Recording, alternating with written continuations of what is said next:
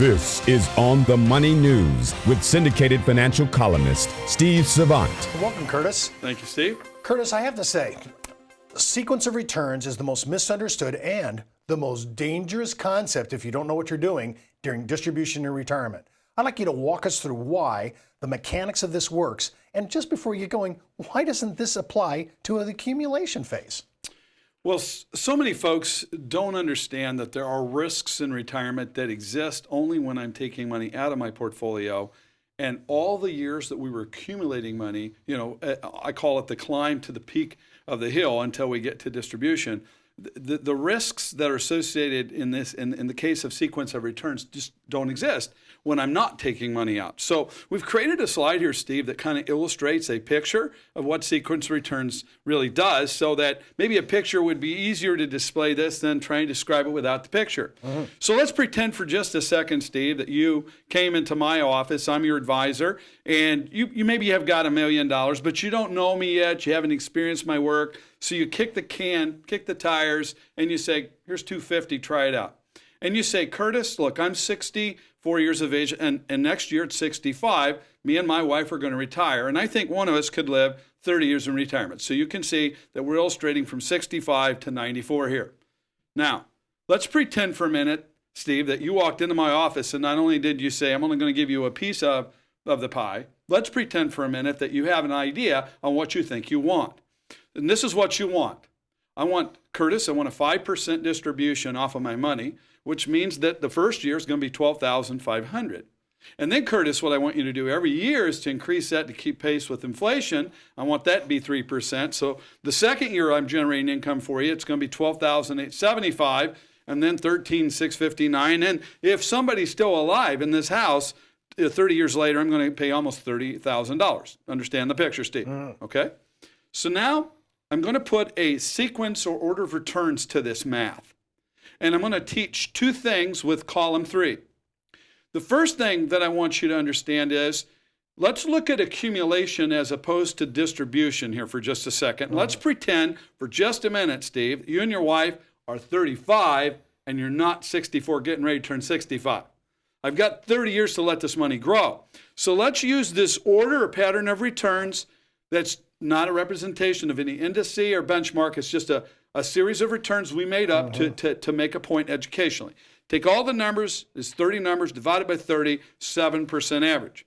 If I take 250, and I've got 30 years from 35 to 65 to let it grow based on that pattern or returns, I have $1,903,000 at the end of the day. However, if I am 65 and I'm taking out all of the distribution, represented 5%, increasing every year 3%, you can see what happens is, instead of $1,009,000, 30 years later, I have $712,000. Now, if I take a look at this real quickly, you might say, well, Curtis, what in the world is wrong with that? My answer to you is absolutely nothing. If I could only know, hindsight 2020, when I get down here 30 years later and both of us pass away, that it could have been so good, I would have retired every day of the week. So stay with me for a second, because this is where this really gets important, okay? Now understand that there are 30 distinctly different numbers here. There's no two numbers by a decimal point the same. And I'm going to create another column, and when I create this other column, every single distinct number in column 3 is somewhere in column 5, but in a different sequence or order. Understand also that if I have 30 numbers and I look at reordering 30 numbers in every iteration possible, literally thousands of different iterations are possible. We don't have time for that in this video today, so I'm only going to do one iteration to make the point. So watch this. So what I'm going to do is I'm going to do the iteration where I change the sequence of returns that what was on the bottom is now on the top. So column 3 and column 5 have the same numbers. They're just in a different random order. They're in a completely different order. Now, interestingly enough, if I take the same numbers that exist in 5 in a different order, represented by 3 in a different order, added up and divided by 30, it's the exact same 7%. Why is that so counterintuitively? It doesn't sound like it should be, though. Yeah, because I've taken nothing out of it. I've added nothing to it in this example. So mathematically, it really doesn't matter at the end of the day whether I'm accumulating money based on the order of returns of column 3 or I'm accumulating money based on the order of returns of column 5. I'm going to end up with exactly the same number either way. Now, what's interesting is, and in fact, I just did this at a session last week in Kansas City. I do this in front of consumers. I do this in front of advisors. And I ask the question before I reveal the bottom of that number, and I'll say, how many of you think when I change the order in accumulation that the number's the same? Is it higher? Is it lower? And 2/3 of the room get the answer to this one wrong, because they perceive that if the order changes, somehow it's going to change that. But in accumulation, as long as the numbers haven't changed, just a different order, in accumulation, mathematically, it's a mathematical fact, that number won't change. However, when I change the sequence or order of returns now in column 6, look what happens when I take the 12,500 where I have the losses early instead of later, and look what happens to my portfolio. I run out of assets a lot longer, a lot sooner than I run out of assets, age 82 in this particular example.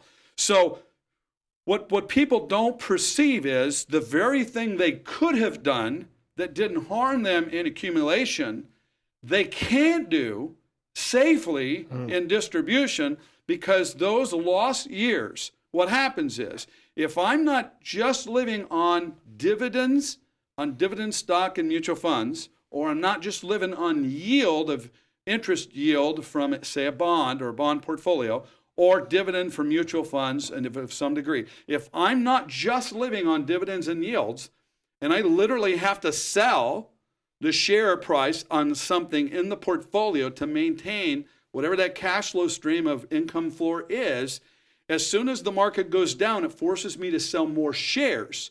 So when the market comes back later on, I can't recover like I did in accumulation because I don't have the same number of shares. And this phenomena, this risk that's associated with distribution, doesn't apply during accumulation, is the nail in the coffin that people get surprised by when they get into retirement distribution. Also, you need to understand that if I were based on just this iteration of returns, if I were to calculate a true internal rate of return as it related to taking money out based on positive gains and losses, average returns don't matter here based on this calculation. There's an IRR that I could calculate that says, based on that, what's the true IRR? And what we understand in distribution is that average returns do not matter.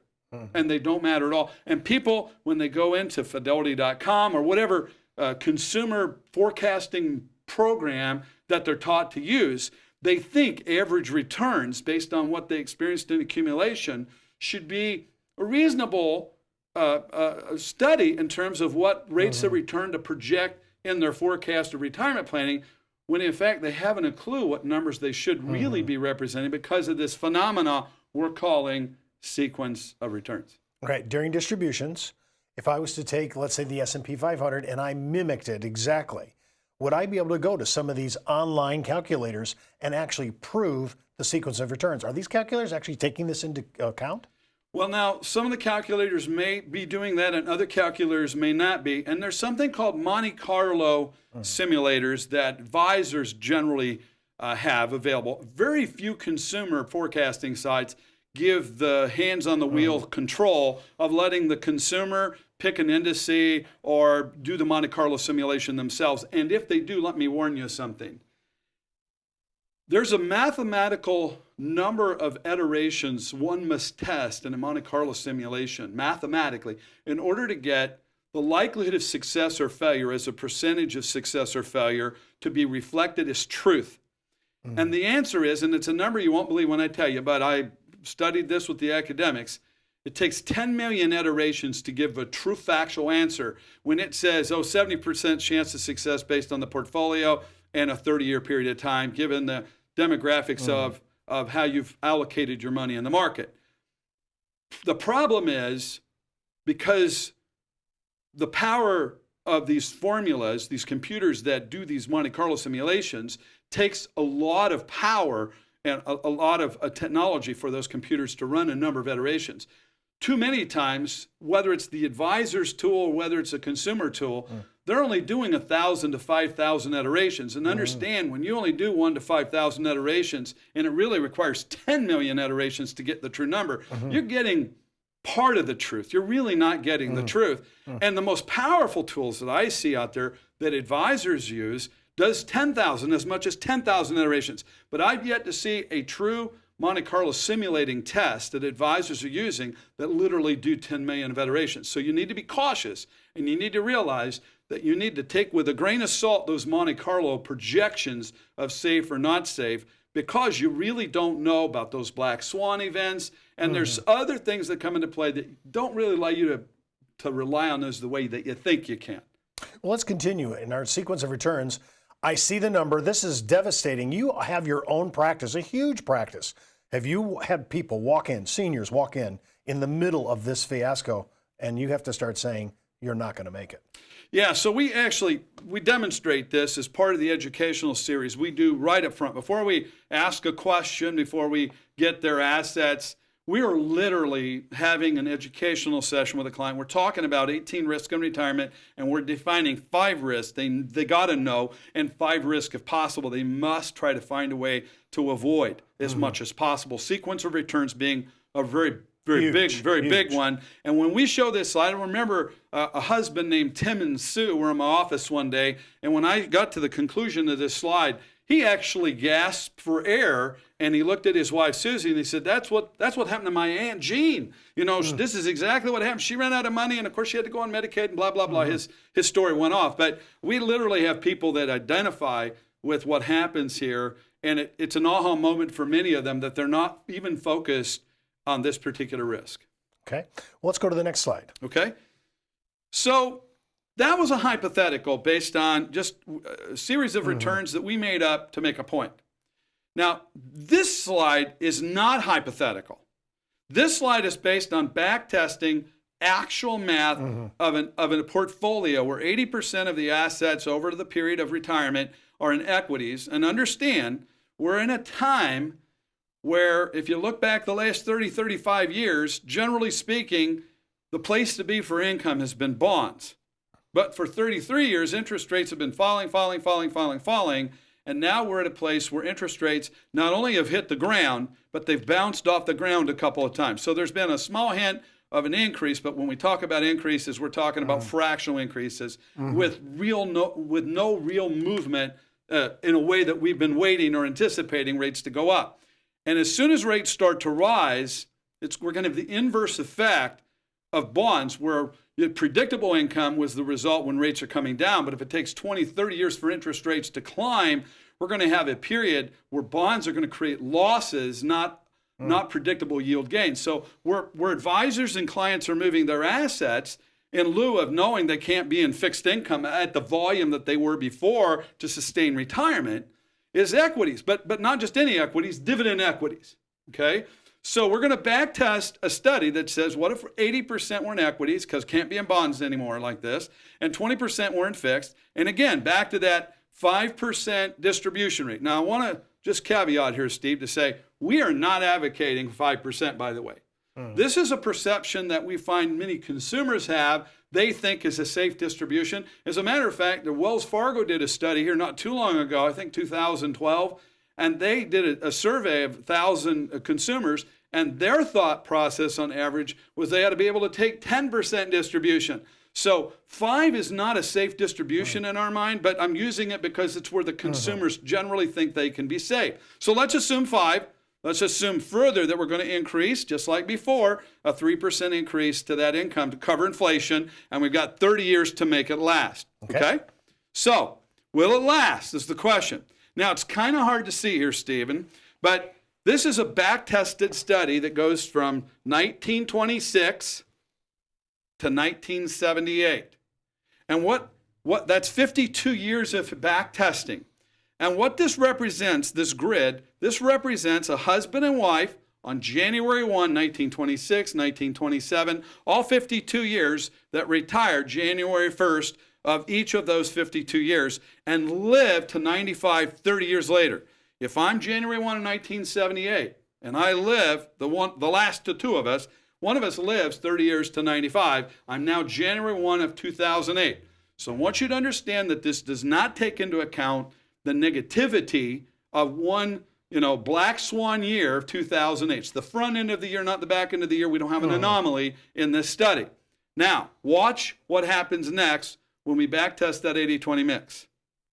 There's 19 blue bars here. What did those 19 blue bars represent? Well, let me tell you what they represented. Those were the years, based on the sequence or order of returns, based on the 80-20 mix, where the consumers, the retirees in this case, did not run out of money. We don't know if they had $1 or if they had a lot of money. We just know they didn't run out of money. Okay? We want to know what happened the rest of the time? Wow. Every other scenario, they never made it to the 30-year mark. Now, watch what happens next. This is a slide that not only lets us see back testing and understand the risk of sequence of returns on steroids, but this also illustrates the second risk that we want to talk about, which is the number one risk in retirement. It's longevity risk. And what this says is if I retired at 65 and I died at 75, much like what might have happened in 1926, never would I have ever failed to outrun my money. I would have never run out of money. Wouldn't have mattered what the inflation was, what the volatility of the market was. It just would not have mattered.